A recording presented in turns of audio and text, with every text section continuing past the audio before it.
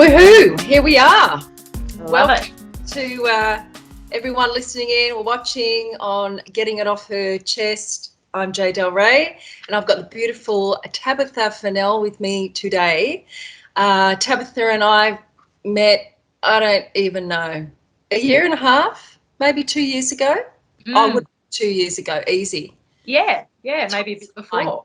Yeah. So through a mutual friend, and then I started having acupuncture treatments with Tabitha and her beautiful husband Brad, and we formed a beautiful friendship since then, and we've been on a journey together, and it's been absolutely beautiful. One of the things I love most about Tabitha is her honesty and her truthfulness, and being prepared to go where most people don't want to go. You know, she's not afraid of really exploring life and all its intricacies and everything. She goes deep, and I love that about you.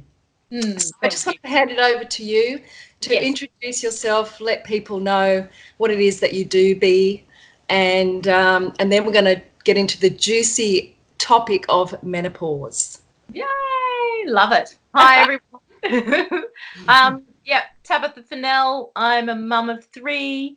I live on the Gold Coast. I've been an acupuncturist for many, many moons now, about 25 years. We have our own business on the Gold Coast. What else do I do? Yeah, I like to go deep. I like to explore, my inner psyche and see what it means for me. And we have a podcast called Turn on the Podcast, and we sort of explore with my husband Brad and I around what is there in life that turns you onto your your parenting or your career or your relationship. So we explore all that. I do some one-on-one coaching with people, which is really good fun. That's alongside the acupuncture. And I love Mother Nature. I love being creative. I love hanging out with juicy people like you, Miss J.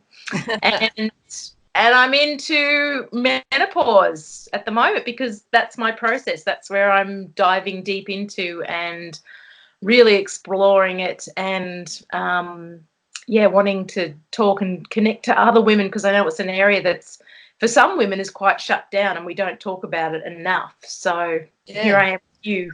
Yay. Ready to talk about it. So let's talk about it, because I'm in menopause. Yes.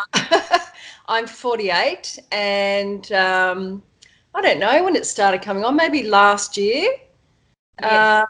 It's hard to recall, but it's definitely something that some people have a real problem with. And I think we have been told a lot of bullshit around the subject of menopause. I know that Anthony William, in his books, he talks about menopause, and he's got a really positive outlook on menopause. He actually says that it slows the aging process down, and it's time when a woman really comes into her own, which is exactly how I feel, and I know you feel that way too. And I know you've been just recently done a workshop, or you've learnt some more about menopause. So just let us know, or what have you explored, and what have you found out recently about this journey into this new cycle of life as a woman?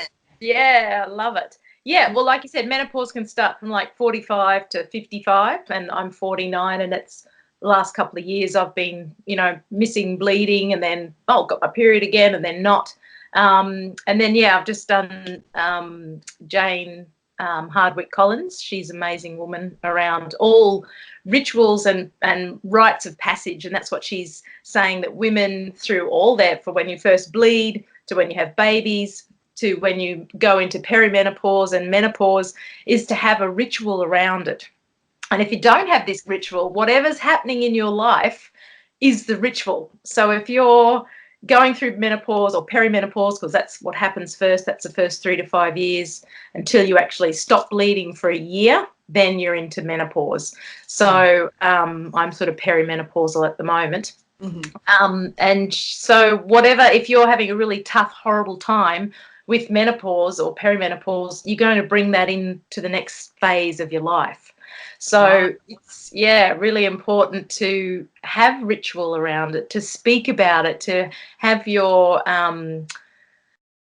people around you to go welcome you to this new phase. And that's, another lady was talking and saying that that's one of the biggest supports that you can give someone, is to actually welcome them and talk to them around what's going on for them in this stage of life. So So what are some of the things? What are some of the things that that you've experienced, or women in general, or that you've heard that people experience, that they find that they go into this next stage and they're like, this feels weird? What are some of the symptoms, I guess?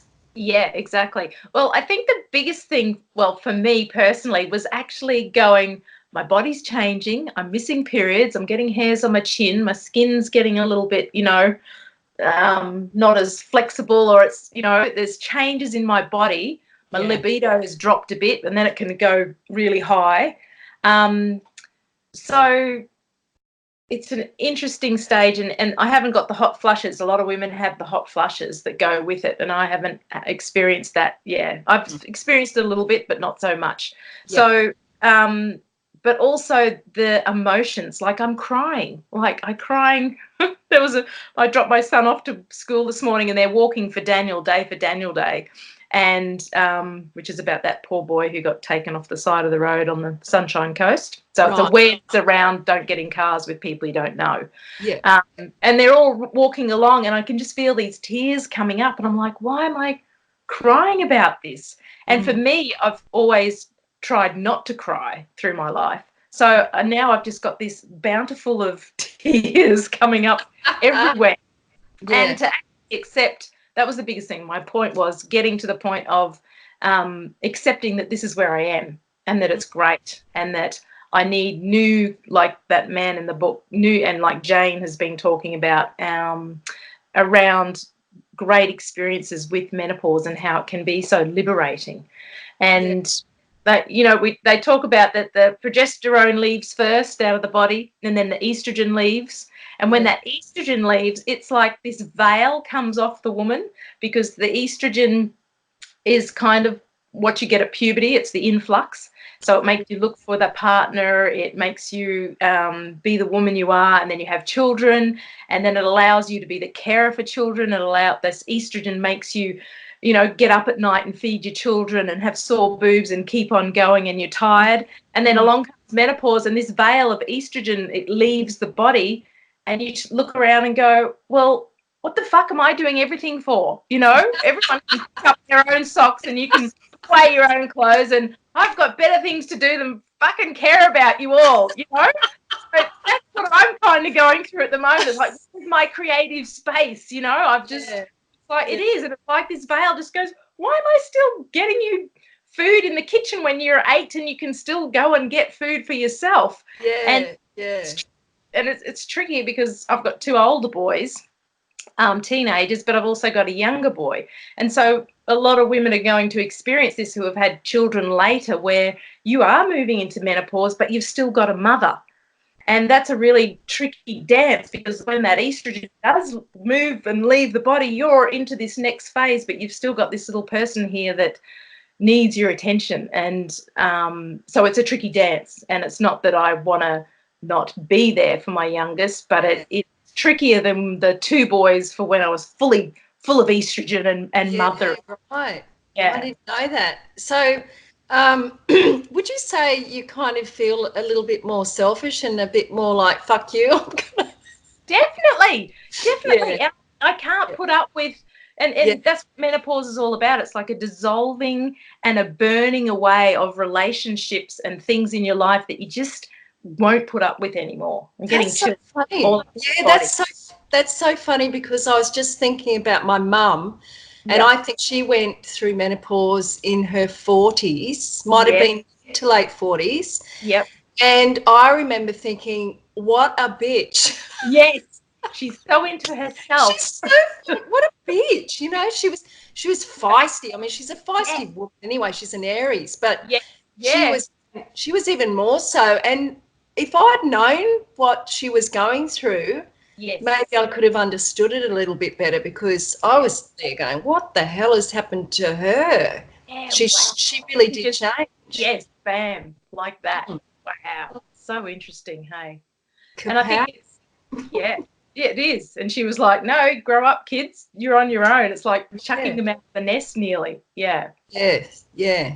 So if you can't have time for yourself and creativity, for me, I'm finding that I'm going crazy. And another thing Jane said is that going through, when you go through, when you first get your period, if you have a lot of depression or anxiety or pain with your period, she said, watch out for menopause. If you haven't actually worked on that and why that depression was there, or, you know, the hormonal system was a bit up and down, that'll come back through for you to clear in menopause. So it's only just the last sort of couple of months I've been having this like depression and sadness and grief coming over me.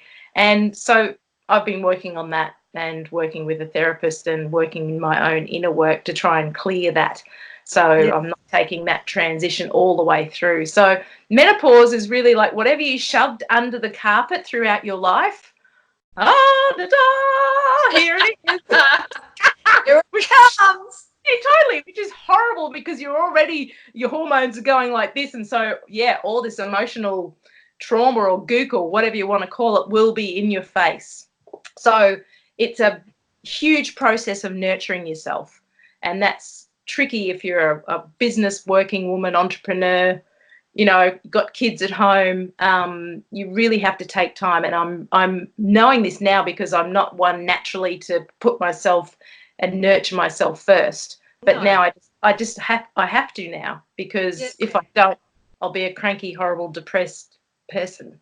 And yeah, it's funny, isn't it? Because I'm just reflecting on my own journey, and I guess sometimes also, you know, there is the menopause, but there's also the planet and what energies are going on with the planet at the time. So if you're getting this double whammy, well, double whammy, you're a mother, you're a wife, you're a business, you run a business, you're dealing with your hormones, you're dealing with everything that's happening on the planet. There's so many people all pretty lost here. So I guess it is really important to have some sort of ritual to kind of ground yourself. I mean, everybody should be anyway. Yes. But I think when a woman's going through this change in her life, so I get the flushes. Yes. Yep.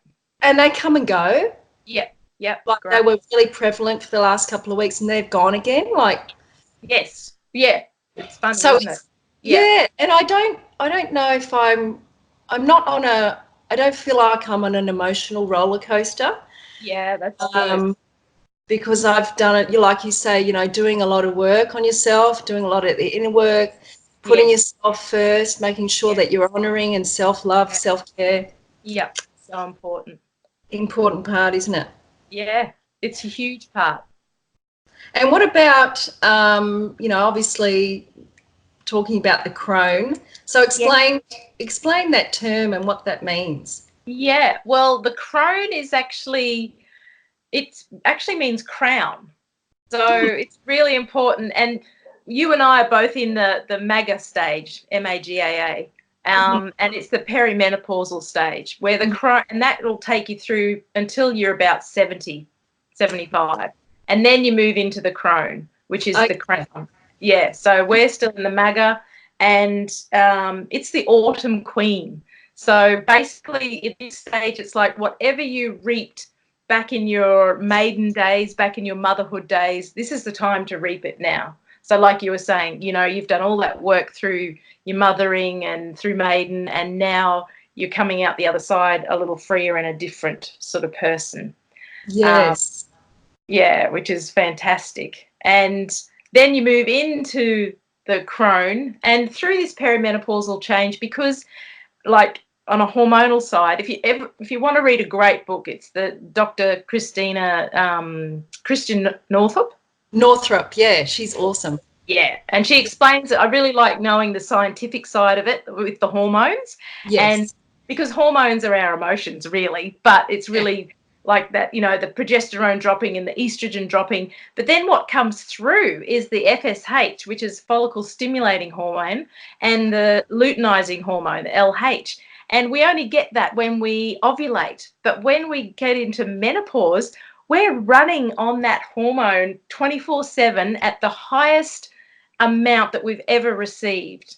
So it's freaking amazing. Yes, and they've done tests that this hormone actually does wiring in your brain to make you more creative and more intuitive, and more switched on. So it's a really exciting phase hormonally, and what it's doing to our brain. And, you know, through perimenopause, a lot of women, they forget things. What's that thing? What's that thingy called? And it's basically, you get that at puberty, and you get that at breastfeeding, and you get it at menopause. And it's like your brain, it's like a reset of how do I use these hormones, and that's why you forget things as well. So I just love the linkage of these different hormones and how it affects us, but how it can also be an amazing time for us to be in that, you know, to really tap into our intuition that we might have lost along the way of, you know, mothering or in the maiden phase. So MAGA is a great stage, and then the crown, which is the crone, is even more rejoiceful. Even, you know, you don't give a shit at all about what people think. You're just there living your life. And Yes. Yes. And you probably know these types of women, those older women who still have that cheeky glint in their eyes, and they're fun and playful, and they don't put down younger women. They don't, you know, put down mothers of how they mother. They're actually there and they support people, and that's in those stages. And that's because they've worked on their mother, they've worked on their maiden. And that's another thing. If you've got wounds in those areas, if you don't clean them up before you get to this stage, then you're not going to have that sparkle, and you might be a bit, you know, old and resentful and angry. And you know that types of women, unfortunately. I kind of thank God for cancer, actually, because you know, that really pushed me forward into working on my shit at a lot of levels, because you know, it was when things are stuck in your emotional body, disease can manifest, right? So you know, I've had to look at that you have to look at that. So I'm kind of feel like I might be a step ahead, or at least I'm in that zone of understanding and riding the wave of menopause instead of fighting it. So what would you say about, I mean, there's all this HRT therapy, hormone replacement therapy out there. What do you say to that?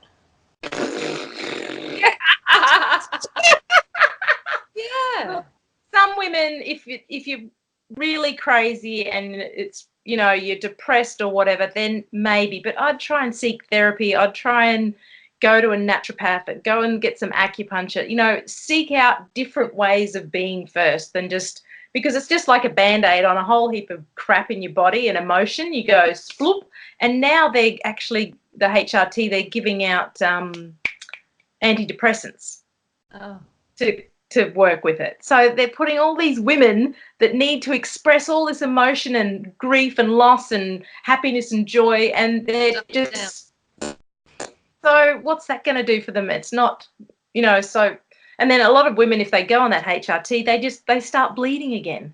It's like your body is moving into a different process. It doesn't want to bleed anymore. It doesn't want those estrogen and progesterone in the body. So I think it's trying to find natural ways. And for some women, you know,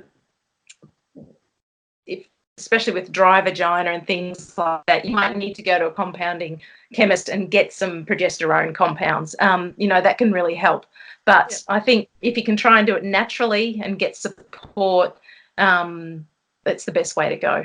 But everyone to their own, because some women can't, you know, if that, like you said, if they're doing all those roles and they're just loopy off their head, well, then maybe they do need some HRT for a while, and then get some therapy, get some help, get some natural therapy in there, and then move with that. So it's up to the woman, and there's no shame on going on HRT or, you know, anything like that either. You just do what you got to do. But if you can, I think, well, for myself, these symptoms are here for a reason for me to work through. You know, menopause is not a disease, even though it's got symptoms. It's like it's a natural thing. It's your body telling you there's stuff going on in here, just like the cancer was for you. Hey. Yeah. Yeah. So what, like you talk a lot about support, you know, people can get support through these modalities, but what about having groups of women to support each other?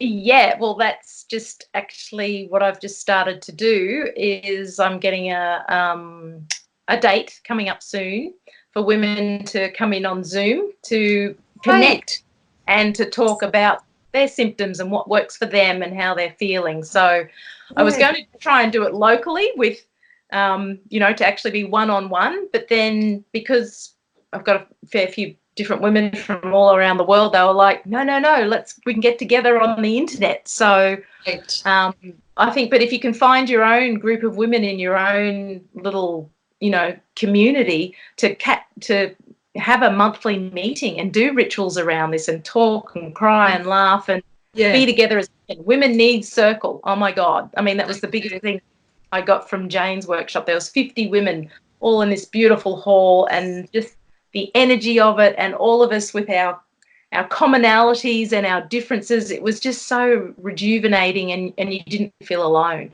And I think that's has been a big process for me. It's like, I'm not going to be alone on this journey, of this next journey.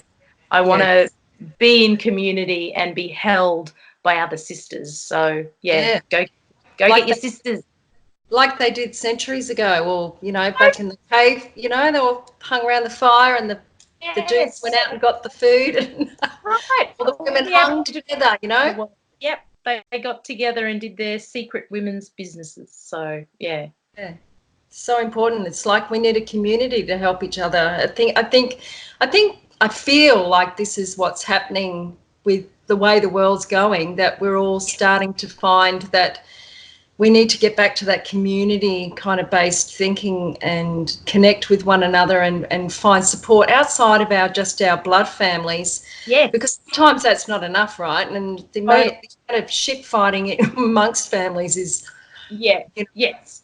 So I think having a community outside that and connecting with, like you said, with your tribe and supporting one another is so important right now. It is. And I think it's really important, like you said, for the world, for us women to drop into our intuition and to guide the younger generations in ways that we can see that needs to happen. So, I think it's a really beautiful time for women to step into, to tap into that intuition for their life and the world. Oh, absolutely, because it's a flow-on effect, isn't it? You know, sort yourself out, and it ripples out to your family, and it ripples out to other women. And we need that. We need the support. Totally. Yeah. And so what do you, other than you know, doing that on Zoom, are there other things that you're doing to help in your community? What other things do you? Well, Studio Chi, where we work, we're always putting up on Instagram and Facebook little stories and tips, and I'm going to get more into that, what I've learnt from Jane and another tantric teacher that I have been working with. You just got to get the message out there. So on my Instagram, Tabitha J. Fennell, I'm just going to be talking more about it and trying to get people to interact and be supported in that way. So, and I think if we all do that, you know, that creates more support, because I think there's a lot of women out there that aren't talking about their experience and, you know, moving along with it. I mean, and some women just breeze through it, but but even the ones who do breeze through it, it'd be great to hear from them too. Yeah, like how? What are you doing? You breeze through that? Exactly. Yeah, totally. And maybe, I mean, I don't know, maybe it's just, I don't know, people ask me about, you know, the cancer sometimes, the cancer. Yes. Well, how do you cope with it, and how do you deal with it, and isn't it painful and stuff? And I think it's because I don't focus too much on it, really. And the menopause, the symptoms are sometimes there, but I like the with the menopause, I like the idea of going deeper and understanding. Like I've just learned a lot from this conversation about what the hormones are doing and how it's creating a different, that I don't give a shit what people think anymore. And I really want to be creative. Like there's this new juiciness that comes through. And I think that's so exciting because a lot of people, how, well, we live on the Gold Coast. Everyone wants to retain their youth. They're all getting this and that. Yes. But if we can welcome this new, stepping into a new age. Totally. With love and still love and acceptance for ourselves and how our body is changing and it's powerful. It's a really powerful stage. I mean, you see those women out there that do have this, and it's like they're so sexy and attractive. They might not have the body and the whatever, but there's something about them that you look at them in the street and go, oh, what's going on with her? She looks amazing. It's an energy, isn't it? It's an energy, a vibe. Yeah. Because I don't like it. I'm getting the saggy. No, weird, isn't it? You're just like, what's going on? I'm in yoga and I'm looking at my kneecaps going, what the fuck is that? I know, and the hair's on the old chinny chin chin. It's like, yeah, right. And another really good... Sorry. Yeah, no, you're right. And another really good tool to, if women are thinking, well, I don't know what creatively I like or what I don't do any of that, is to think back before you got your period. What did you used to love doing as a kid? What drew you back as a child? And then, because it could have been you're playing piano or you're doing, I don't know, dancing or with horses or you loved animals or, mine was I just loved being out on our front lawn, laying down with my dog beside me, looking up at the clouds and I could feel Mother Earth underneath me, and I'd be watching the clouds and they'd change and morph and tell me this Dreamtime story. And so I've just started to tap back into that. And of course, that's where, Mother Nature is where we can tap into our femininity and our power and our intuition. So I've just started to try and do a little bit more cloud gazing, laying on the grass. And it's like a beautiful meditation, actually. So think back, what were you into back before you got your period? And that might stir some creativity and joy in your life as well. Yeah. I was singing. Yeah, I bet you were. Yeah. All the time. Oh, yeah. Go singing, girl. Yeah. And painting. And I love, and I am getting more creative. It's funny, isn't it? Yeah. Maybe I've also, my kids are at the other end of the spectrum. You're still there, but kind of like 19 and 17 now. So I'm kind of in a nice age where they're cooking their own dinner and one's moved out. So I'm like, happy days. Great. Yeah, great. It is really good.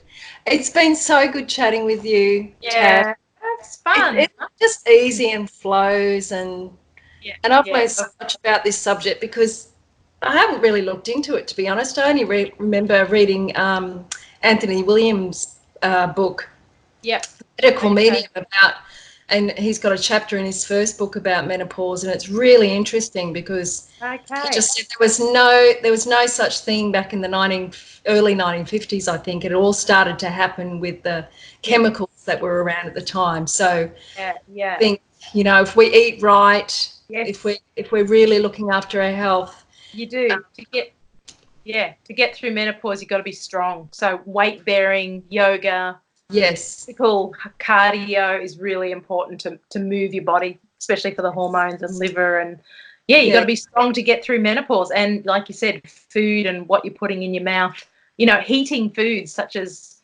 coffee and alcohol and sugar, they're all just going to burn you up even hotter. So try and shy away from those foods too. Good point. Yeah. Excellent, my love. Well, thank you. I'm sure I'll have you on for other conversations about other topics because there's so much to talk about. But thanks for your time, and I'll put some links in where people can connect with you and maybe connect with you and get on this Zoom chat and love it. It'd be awesome. Awesome. Yeah, awesome day. So thanks, my love. My pleasure. And Ciao.